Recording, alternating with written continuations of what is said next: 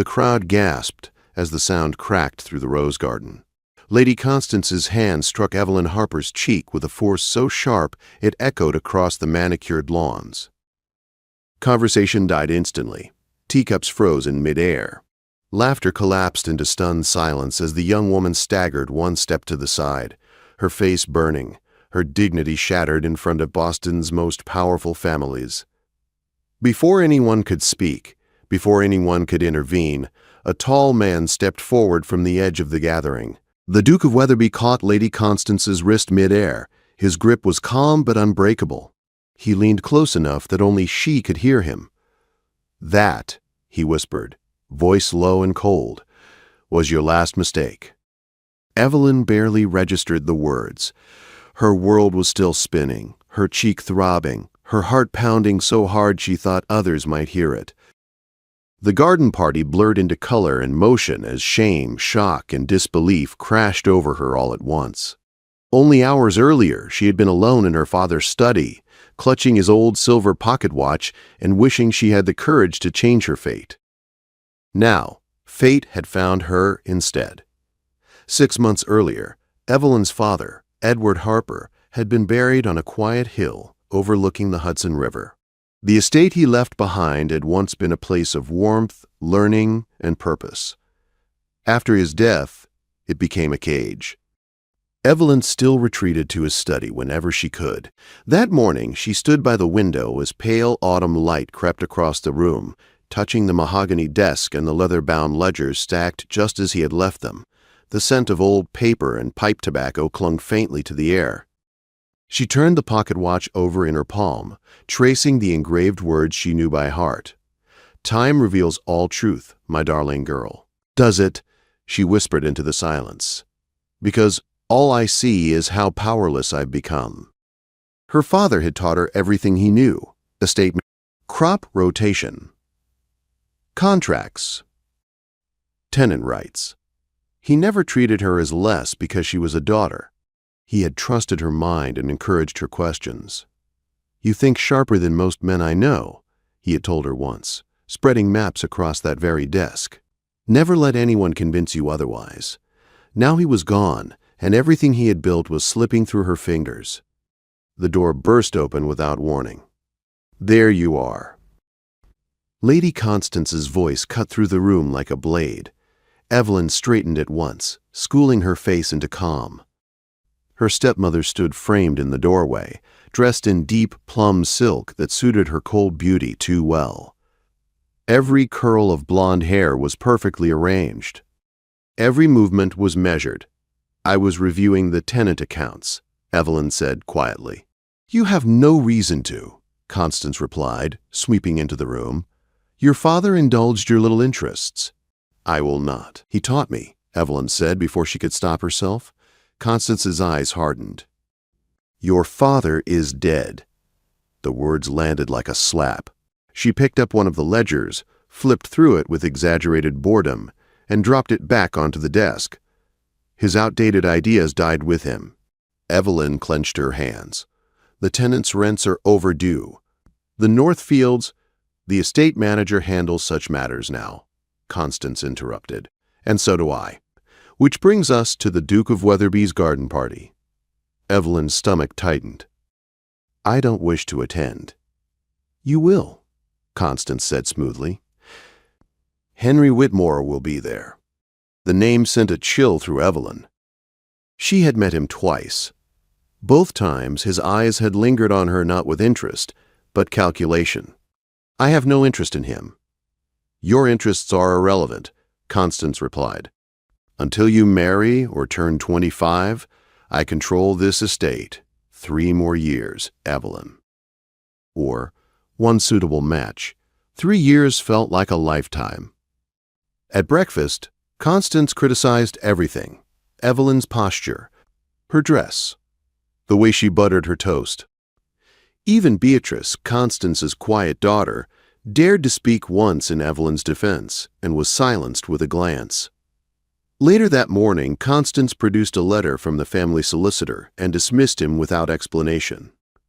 She replaced him with a man Evelyn did not trust. "You have no allies," Constance told her coldly. Mary Whitmore, and this ends. Defy me, and I will make your life unbearable. Evelyn had agreed to attend the garden party because she saw no other choice. By the time the carriage arrived at the Weatherby estate, she felt hollowed out. The gardens were famous, stretching in perfect patterns of roses and stone paths. Guests in pastel dresses and tailored suits filled the lawn with laughter and polite conversation. From the terrace above, Alexander Weatherby watched the arrivals with practiced detachment. He despised garden parties. At 31, he had inherited his title after his older brother's sudden death, and with it came expectations he never wanted. He endured social gatherings out of duty, not pleasure. 70 guests so far, his estate manager and closest friend said beside him. And at least 4 mothers asking if you intend to dance? Alexander sighed. One day I may flee west and become a ghost. Then he saw the Harper carriage. He straightened without meaning to. He had known Edward Harper well. The man had been honest, intelligent, and rare in his refusal to flatter titles. He had spoken often of his daughter. The woman who stepped down from the carriage did not match the image Alexander carried. Evelyn Harper moved gracefully, but her eyes were downcast. Her gray dress was severe.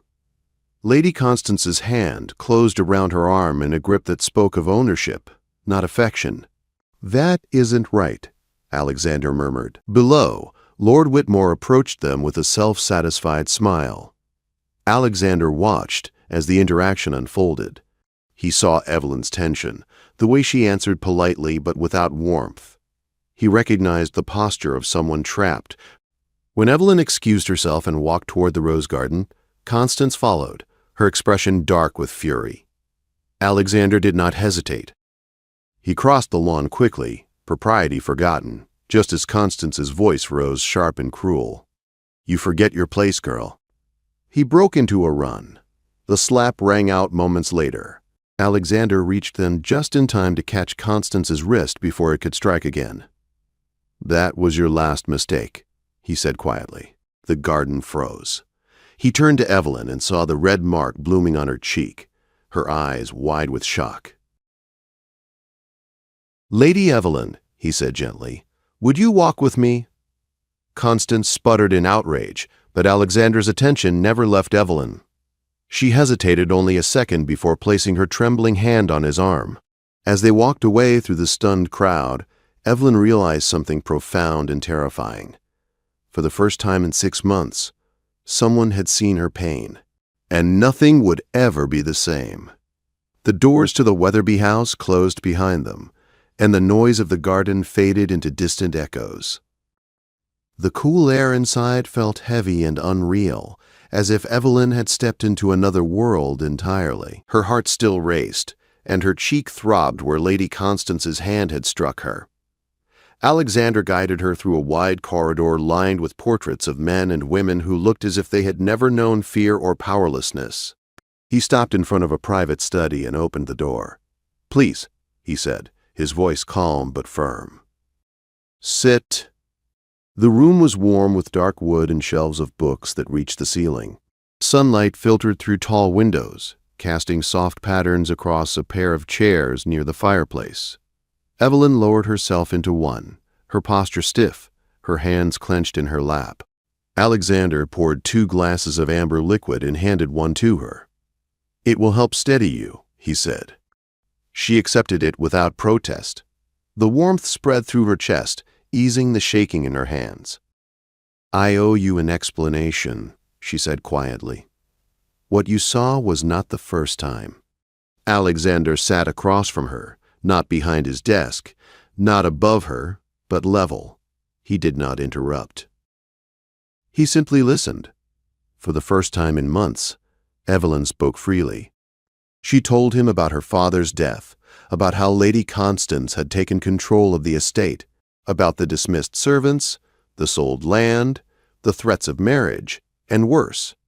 "I am not weak," Evelyn said, her voice breaking despite her effort to remain composed. "But the law gives her all the power." Alexander's jaw tightened. "The law does not excuse cruelty." She laughed bitterly. It excuses it every day. Silence settled between them, heavy but not uncomfortable. I knew your father, Alexander said at last. He asked me to look after you if anything happened to him. Evelyn looked up sharply. He did? Yes.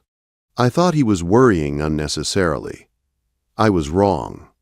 Something in her chest loosened, and tears slipped down her cheeks before she could stop them. I don't want charity, she said quickly. Or pity. You have neither, Alexander replied. What you have is time, space, and legal protection. For now. The word now hung in the air. That evening, Evelyn was shown to a guest suite overlooking the gardens. It was larger than her room at home, brighter and untouched by Lady Constance's presence. A housekeeper brought cold cloths for her cheek and spoke to her with gentle respect, not fear. When Evelyn was finally alone, she stood at the window and looked out at the fountain where everything had changed. She pressed her father's pocket watch to her chest. Time reveals all truth. What truth would this reveal? The next morning, Evelyn woke without dread. No sharp knock, no voice telling her how to dress, how to sit, how to exist. She dressed herself and walked downstairs, following the scent of coffee and warm bread. The breakfast table held more food than she had been allowed in months. She hesitated, then filled her plate without apology. Freedom tasted like butter and hot coffee. Over the following days, she discovered the library, shelves filled with books she had only heard of. Political essays, history, science. She read hungrily, as if reclaiming stolen time. Alexander joined her often. They spoke of land management, tenant rights, and reform. He did not lecture, he debated. He challenged her ideas and welcomed hers. You should be running your own estate, he told her one afternoon. I intend to, she replied, when I am allowed. You are allowed, he said. We just have to make it legal. The letters began arriving soon after. Lady Constance's handwriting was sharp and familiar. Each letter accused, threatened, and manipulated. She demanded Evelyn return home at once. She warned her reputation was ruined. She hinted at doctors and confinement. Evelyn's hands shook as she read them. Alexander read them too. She is desperate, he said. That makes her dangerous. He summoned his solicitor and began preparing documents. Investigations into the estate's accounts revealed discrepancies too large to ignore.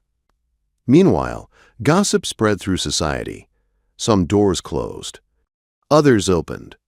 Lady Margaret, Alexander's aunt, arrived and made it clear she stood firmly at Evelyn's side.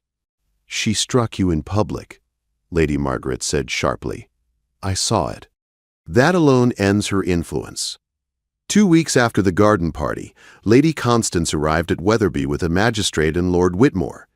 They claimed Evelyn was unstable. They claimed she needed protection from herself. Evelyn listened, her heart pounding, as false accusations filled the room. Then she stood, calm, clear, unafraid. She dismantled every lie with dates, witnesses, and letters. She produced proof of financial fraud and secret agreements. Alexander's solicitor revealed forged signatures and stolen funds. Lady Constance's composure shattered. The magistrate withdrew his support. Lord Whitmore fled in shame. Lady Constance was escorted from the house in silence. When the room finally emptied, Evelyn collapsed into a chair, trembling with relief.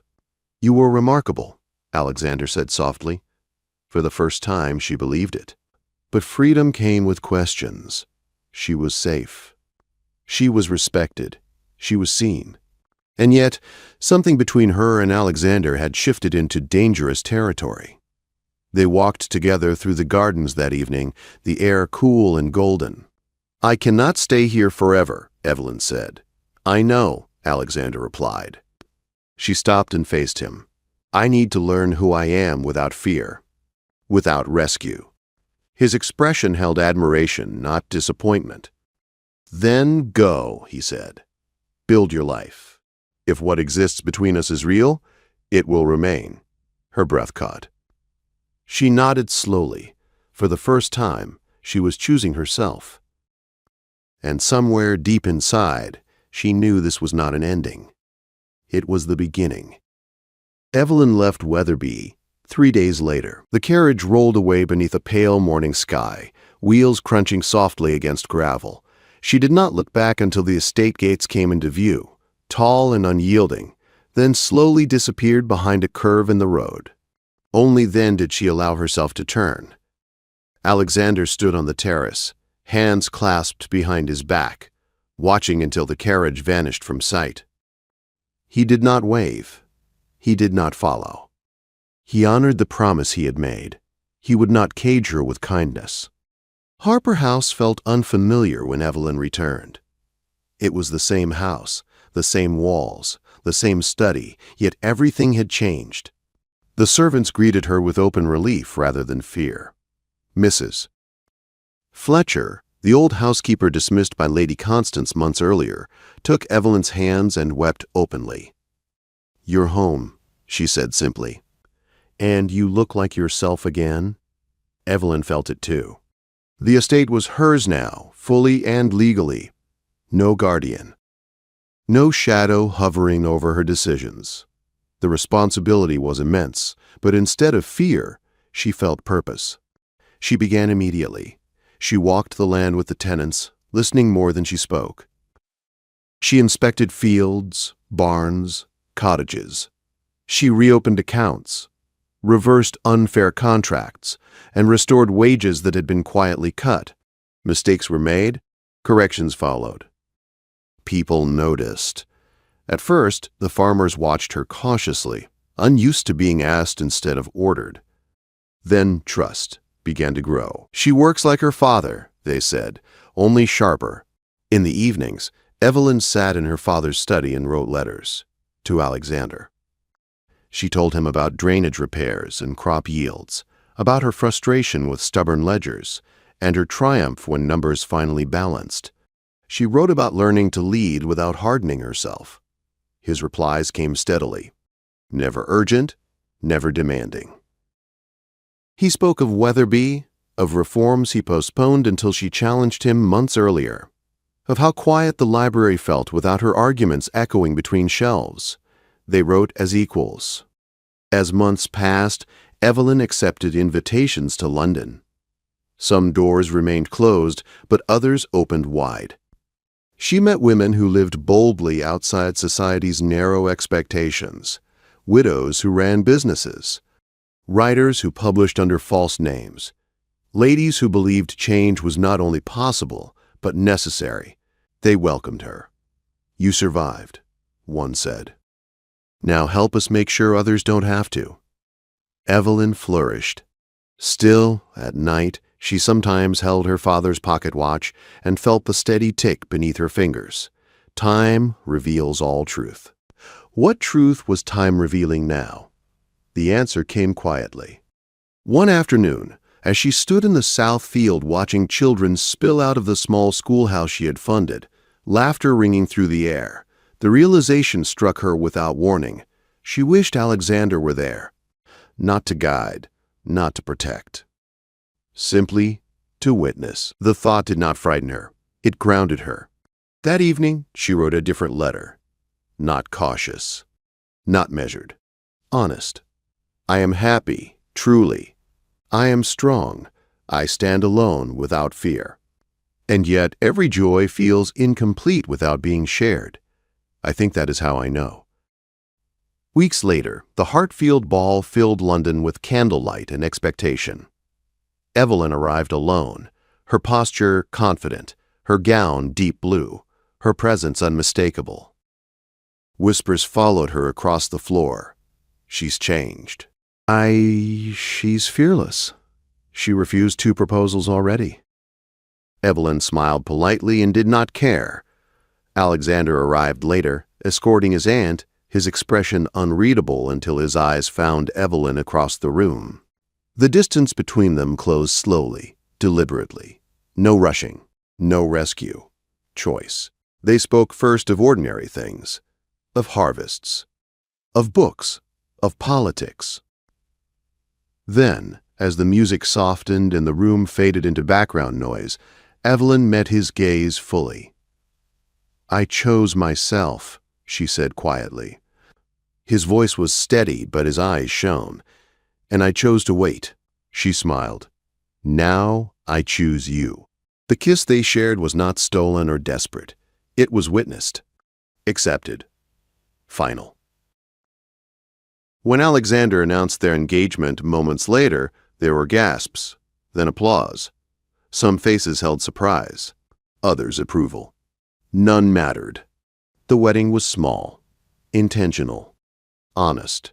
Evelyn wore cream silk and her father's pocket watch, its inscription pressed against her heart as she spoke vows written in her own hand. Not obedience, not surrender, partnership. When she walked beside Alexander through the Weatherby Gardens after the ceremony, past the fountain where everything had begun, she felt no bitterness, only gratitude. Time had revealed all truth, that strength was never given. It was claimed, and love, when chosen freely, was the greatest freedom of all.